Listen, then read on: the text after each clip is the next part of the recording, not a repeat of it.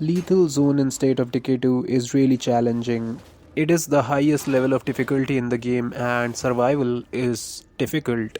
And my very first Lethal Zone difficulty playthrough ended up in a complete disaster. So these are the few things that I wish I had known back then before starting my first Lethal Zone playthrough, and things that I think might be helpful for someone looking to move to Lethal Zone from standard. Before even thinking about starting a Lethal Zone playthrough, I would like to tell you one thing, that it is the best thing to actually continue your community into Lethal Zone from the lower difficulties, because you're gonna have your supply locker. And it's gonna be a massive help actually. At least on your first Lethal Zone playthrough, you should definitely do this. And later on, you can start a new community to experience the toughest challenge. So before moving to Lethal Zone, make sure that you collect a ton of plague samples on the standard zone or whatever difficulty you are on currently before moving to Lethal. And you should have one item called the Advanced Biochem Station, which is a mod for the medical facility. You can get your hands on it by completing the mysterious broadcast missions. Once you've got it, install it in the medical facility of yours. Do this while you are still on the lower difficulty, and then using the medical facility, craft a decent amount of an item called the scent block. And also, while you are still on lower difficulty, craft a decent amount of plague cure as well. And on your lower difficulty playthrough, do get your hands on a thing called the heavy duty ammo press, which is gonna help you craft 50 caliber rounds. Using the heavy duty ammo press, craft a decent amount of 50 caliber rounds and do not waste them on the lower difficulty at all. Look out for a weapon called the B50FG, which is an automatic 50 caliber weapon. Don't go to the Lethal Zone without this. You should definitely have this weapon in your supply locker before moving to the Lethal Zone. And on your lower difficulty playthrough, you are definitely gonna come across other ammo presses like the handgun ammo press or the shotgun or rifle ammo press. So yeah, do get your hands on them and craft a ton of ammo, and don't waste ammo on the lower difficulty. Try to conserve ammo and have a stockpile of ammo with you before moving on to the Lethal Zone, because the ammo crafting costs and the cost for every single thing is gonna be ridiculously high on the Lethal Zone. And yeah, don't forget to craft a decent amount of toolkits. You might not need them much on the low difficulty, but you're gonna regret not having them on the higher one, and the cost for crafting them is gonna be crazy high. Take your time on the lower difficulty, get your hands on those outpost slots and get those outposts completely maxed out and have them supply you with all the stuff that you need to craft things, and craft a ton of stuff and don't waste stuff. Complete the missions that pop up in order to earn as much influence as possible before moving on. And all the while you're busy with all these things, make sure that you have one plague heart on the map intact so that you have a steady supply of plague samples from the region, as there are always going to be plague zombies there for you to take out and you don't have to go looking for them. So now you've got all these supplies in your supply locker and you're pretty stocked up. The next thing to do is that look up the stats of your characters. By now, all your community members should be pretty much maxed out. So the skills that you absolutely need are, first of all, a mechanic. It is a must. And then you need good stealth stats, as you need the ability to move fast while crouched. And then the medical expertise is really important. You need someone who's good with surgery and stuff like that. And yeah, the more stuff one can carry, the better. And weapon handling is also really important. So you are finally ready to move to the Lethal Zone now. And there is only one decision left before that, and that is whether you want a smaller community or a larger one. I would suggest to go with a smaller community, makes less noise, and the food consumption, which is like a major issue on the Lethal Zone, is easier to manage, but it's up to you. So yeah, select the community members for the Lethal Zone playthrough based upon their skills and stats, and send the rest to the legacy pool with a decent amount of supplies, and you can always call them to the same community or any other one by spending influence. So finally, you have selected your community members and are moving to the Lethal Zone. Just make sure that you choose a map that you are familiar with. Trust me, you don't want to be too adventurous with your first Lethal Zone playthrough. Congratulations, you're finally on Lethal Zone. Start building your facilities right away. Don't waste any time. The first outpost that you should be getting on the Lethal Zone should be a food outpost, followed by a meds outpost, followed by a fuel outpost. The cost and consumption of every single thing is really high. So yeah, be really focused on exactly what you want and don't get distracted. You should really focus on upgrading your command center. And yeah, one thing that I forgot. On your lower difficulty playthrough, look for a facility mod for the command center called the network signal booster. And if you can't get your hands on it, then absolutely at least get your hands on a thing called the signal antenna, which is also a facility mod for the command center.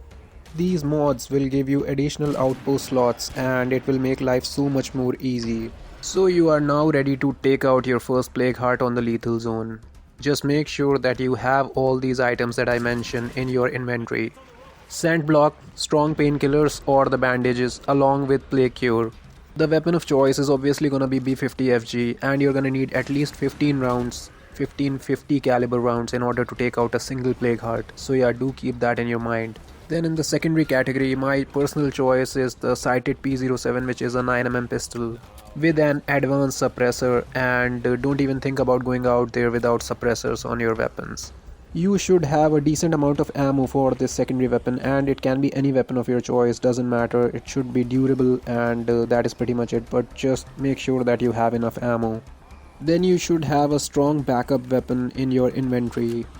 I personally use an assault rifle called the M4X1 DMR Heavy, which uses 5.56 ammo, which is relatively cheaper to produce when compared to the 7.62. You should obviously go with any weapon of your choice, but just make sure that it has a large magazine, as this one has 51 rounds in a single mag. And for this weapon we are only going to be carrying 60 extra rounds apart from what we already have in the mag. And you're obviously going to be using a backpack which has 8 slots. And before you leave your base in your vehicle, just make sure that you have a gas can and a toolkit in the back of your truck. And you can always carry some extra health items, plague cures and ammo and stuff like that, explosives in the back of your truck if you really want to be on the safer side. Make sure to check out the recon spots scattered throughout the map. And while out on recon missions, just make sure that you are as stealthy as possible. Just don't attract any zombie attention towards yourself. And yeah, if you run into a tough situation and are cornered and have no option, then use the scent block in order to get out. So you've finally located a plague heart. Just drive up there, park at a distance, get out, use the scent block and move in straight away. Just make sure that where you are parking there are no zombies around, and as soon as you get out, use the scent block, and then you can straight away run up to the plague heart. It won't matter. If a zombie detects you before you use the scent block, it will pursue you, but otherwise it's almost impossible for them to figure out that you are not one of them. So you are standing right in front of the plague heart now, and all the zombies around, they don't care about you, they are super chill. So finally it's time to use the B50FG. Switch to single shot mode and fire 4 rounds and move around. B50FG holds 5 rounds in a single mag, and if you empty the magazine it is gonna take longer to reload, so fire 4 shots and then reload. And always switch your position after firing the 4 shots. You don't want to be firing at the plague heart standing in a single position. Because of the scent block, the zombies won't be able to detect you, but still they are gonna be attracted to the sound of the weapons.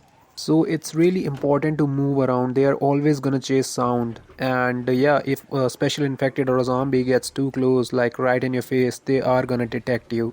So do be aware of that. And as soon as you touch the plague heart, you're gonna be greeted by a really beautiful creature called the blood feral.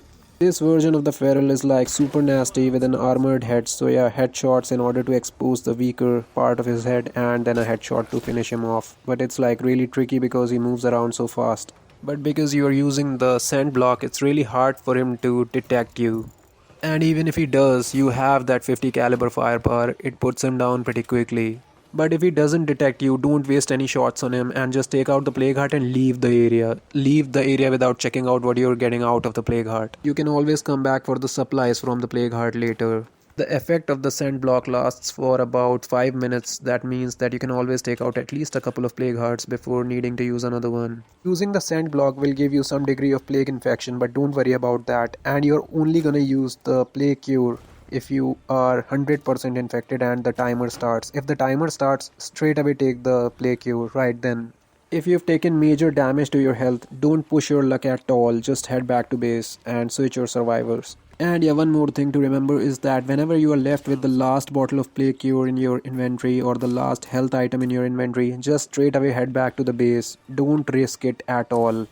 And after taking out a plague heart, always leave that area. Come for the supplies later because you won't have that company that you have at that moment.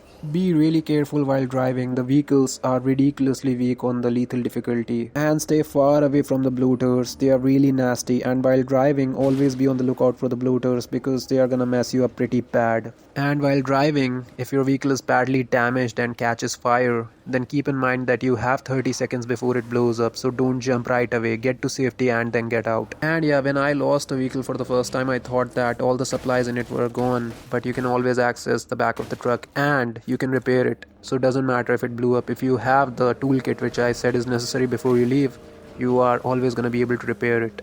And while driving back to your base, make sure that you are not bringing company with you because I brought a lot of trouble back home. And I lost a character named Jason right in the middle of my base. And a bloater blew up behind me and I never knew it was in the compound. If you see too many zombies near your base, too many ferals or juggernauts, just lure them away using the horn. You don't want them around your base, trust me. And yeah, always make sure that all your survivor characters in the community are equipped with a really good weapon in their primary gun slot. Another really important thing is to help out other communities because you want friendly communities on the map. And be really careful when dealing with hostile communities because it's a night and day difference between the lower difficulties and lethal when it comes to dealing with hostile humans. The bloater cloud grenade is the best weapon against hostile humans. You can also use the zombait plus scent block combo in order to take them out, but yeah, be really careful when dealing with hostile factions. They are actually the deadliest foes on the lethal difficulty, even more than the blood feral. And then just stay away from the infected juggernauts. They are not worth the effort and you're gonna waste precious ammo. It is not worth it. And then stay away from the bloaters as much as possible, especially while driving. They are the killers for the drivers. And yeah, always be on the lookout for the pack of ferals. 3 of them, they are just too much to deal with and almost a certain death. And yeah, if you encounter a feral near a shrubby area where there are these shrubs, never engage a feral near that area because you won't be able to see his head in order to target it. Run away, run in a zigzag manner in order to draw him out, and never engage him while he is still in the shrubby area.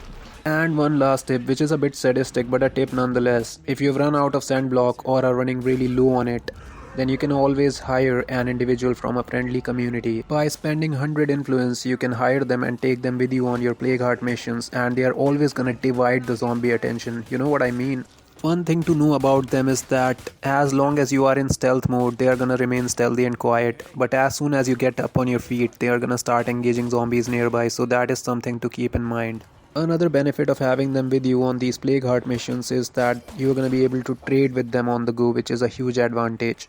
Once you hire them, they're gonna stick with you till you dismiss them or you exit the game itself.